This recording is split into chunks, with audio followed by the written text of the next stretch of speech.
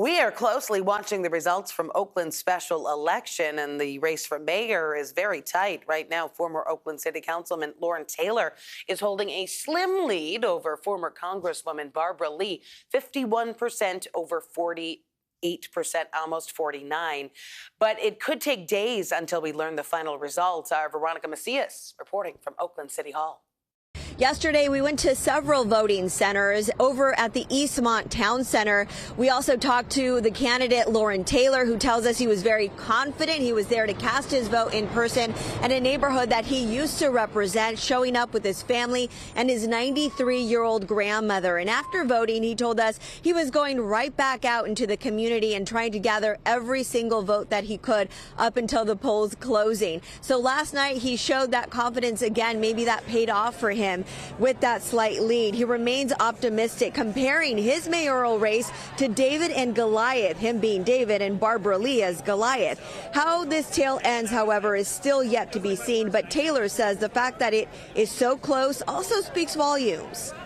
We don't want to assume where things are going because we know there are still a lot of ballots out there, but at the same time, it's encouraging that this many votes coming out, we've got the lead that we have, right? It's by a lot of folks' considerations, like this is half or maybe more of what we expect in terms of return.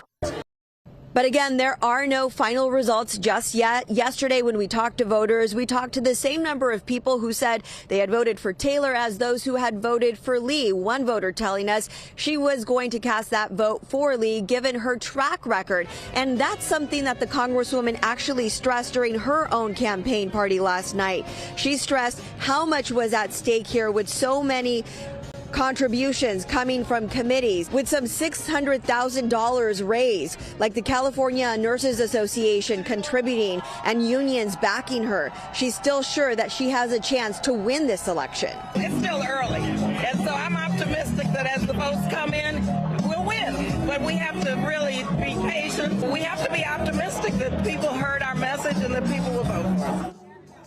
Something we did hear from the candidates and also poll workers is the low number of early votes that came in, 40,000. They were expecting to see more, given the fact that there was such a large turnout during the general election when people came out to recall former Mayor Sheng Thao.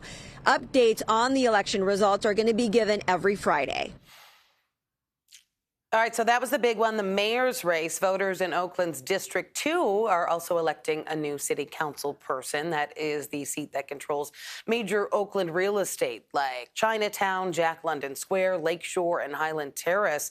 Right now, Charlene Wang has a big lead, about 50% of the vote. Voters are also deciding on a measure to raise the city's sales tax from 10.25 to 10.75%. The intent is to raise $30 million a year to try to help with the city's $140 million deficit over the next 2 years. The latest tally shows Measure A passing with 64% of the yes vote.